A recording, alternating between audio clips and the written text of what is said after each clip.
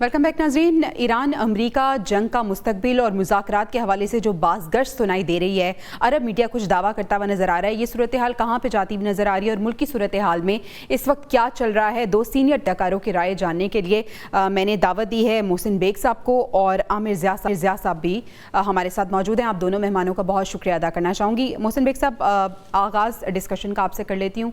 Sir, एक तरफ हम देख रहे हैं कि डोनाल्ड ट्रंप धमकियाँ भी देते हुए नज़र आ रहे हैं।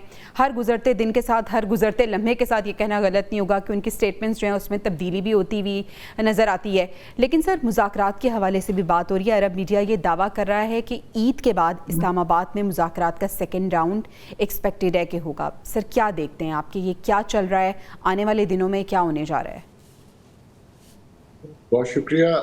जैसा कि आपने खुद कहा कि ट्रंप साहब जो हैं वो डेली बेसिस पे एक तो अपनी स्टेटमेंट बदल लेते हैं और फिर जैसे ही नेगोशिएशंस, क्योंकि ऑनगोइंग एक लेंथी प्रोसेस है और इतने अरसे के जो मसाइल हैं वो उसमें टाइम लगता है, लेकिन उनकी जो स्टेटमेंट्स आ जाती हैं सुबह सुबह और फिर शाम तक उसमें खासी हद तक तब्दीली भी आ जाती है, और जो थ्रेट्स वो देते हैं उससे फिर नेगोशिएशंस का जो प्रोसेस है उससे लोगों का कॉन्फिडेंस और एतबार उठ जाता है दूसरी पार्टी का।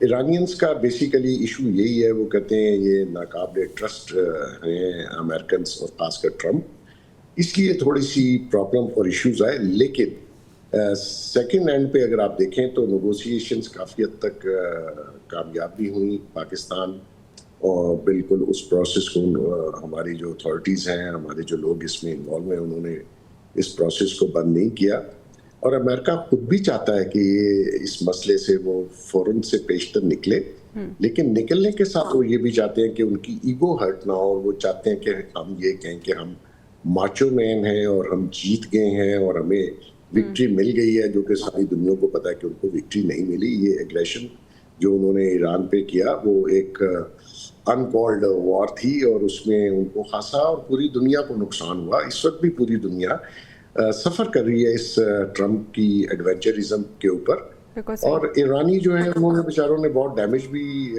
हुए, बहुत कुछ किया, लेकिन वो रहे, डिफेंड करते रहे, जो कुछ था उसका जवाब भी दिया। तो उम्मीद बहुत है कि ये प्रोसेस फाइनल स्टेजेस पे है, और ये बिल्कुल बात आपने ठीक है ईद के बाद, क्योंकि हमारे प्राइम मिनिस्टर भी चाइना जा रहे हैं और आगे से ईद हॉलीडेज भी हैं। बिल्कुल सही। तो ये प्रोसेस मेरे ख्याल में ईद के बाद कंप्लीट होगा और दुनिया को शायद एक अमन और सुकून का पैगाम भी मिले। अच्छा, बिल्कुल सही है। आमिर साहब, चाइना अगर हम बात करें, खासतौर पे टू बी स्पेसिफिक बीजिंग की बात करें, तो इस वक्त वो मरकज़े निगाह बना हुआ है। पहले हमने देखा कि डोनाल्ड ट्रंप गए, फिर हमने देखा कि पुतिन वहाँ पे गए, अब हमारे प्राइम मिनिस्टर साहब का भी चीन का दौरा है। तो सर, ये सालिसी का किरदार पाकिस्तान तो बाखूबी निभा रहा है, लेकिन इसमें चाइना और रशिया का जो किरदार है उसको आप किस तरह से देखते हैं? और सर, आप भी यही समझते हैं कि ये बिल्कुल फाइनल स्टेजेस पे हैं, अब मुज़ाकरात का सेकंड राउंड भी होने वाला है और मामलात कुछ बेहतरी की तरफ जाते हुए नजर आ रहे हैं आपको? जैसे कि मोहसिन बेग साहब ने फरमाया कि बदइत्मादी की तलीज बहुत ज्यादा है। ईरानी जो है वो अमेरिका पे भरोसा करने के लिए वो 100 बार सोचेंगे, क्योंकि एक मरतबा जब वो मुज़ाकरात के दरमियान थे तो उन पे हमला हो गया। ये मैं आपको फरवरी की बात कर रहा हूँ। उससे पहले उन्होंने एक मुआहिदा किया था कि जिसको ट्रंप साहब ने इख्तियार में आके खत्म कर दिया। तो उनके साथ 2 मरतबा ऐसा हो चुका है। अच्छा, फिर एक और जो बड़ी अहम बात, उसका भी मैं दोहरा ही रहूंगा मोहसिन बेग साहब की बात को, कि सारा खेल ऑप्टिक्स का है। दोनों जो कुव्वतें हैं वो ये चाहती हैं, अमेरिका भी ईरान भी, कि ये नजर न आए कि उन्होंने जो है मैदान जंग में जो कुछ कारनामे अंजाम दिए वो दिए, लेकिन क्या वो मुज़ाकरात की मेज पे कैसे परफॉर्म करते हैं। तो जाहिर है कि अमेरिका की ख्वाहिश है, क्योंकि ट्रंप साहब बार बार ये दावा कर रहे हैं कि हमने तो जंग जीत ली है, ईरानियों को हमने मार मार के भुरकस निकाल दिया है और हमने उनका बहरिया को तबाह कर दिया, फजाइया को तबाह कर दिया, उनके न्यूक्लियर प्रोग्राम को हमने बिल्कुल खत्म कर दिया।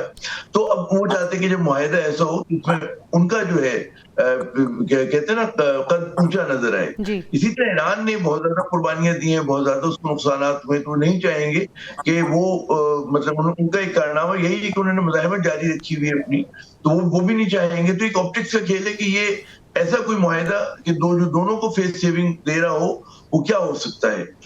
जहां आपने फरमाया कि इम्कानात बहुत ज्यादा है, वहां पे साथ साथ मैं समझता हूँ कि खदशात भी बहुत हैं और कहीं से भी कोई मुहिम जो हो सकती है। दोनों तरफ हार्डलाइनर्स हैं, ईरान में भी हार्डलाइनर्स हैं और जाहिर है कि जो दीगर मुल्क खलीज के मुमालिक हैं उनको भी कोई ऐसा बंदोबस्त काबिल कबूल गालिबन नहीं होगा कि जिसमें अपना हुर्मुज़ पे ईरान का गलबा जो है उसको कबूल किया जाए। ये तो एक बात हुई। दूसरी बात जो आपका वो सवाल था कि चीन का जो किरदार है, देखिए चीन और रूस दोनों ज़ाहिर है कि एक हद तक तो उनको मजा आ रहा होगा।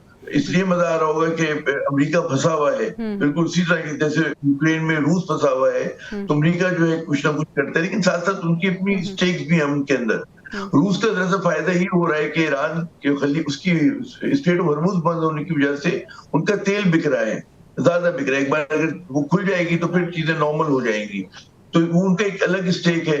चीन का स्टेक क्योंकि वो बहुत ज्यादा तेल ईरान से भी खरीदता है और one of the biggest buyer in the world, तो उनका वो है, तो ज़ाहिर है और वो पाकिस्तान की लेकिन जो कोशिशें हैं उनकी, उसको जो है पूरी तरह हिमायत करते हैं, खुसूसन चीन। जी।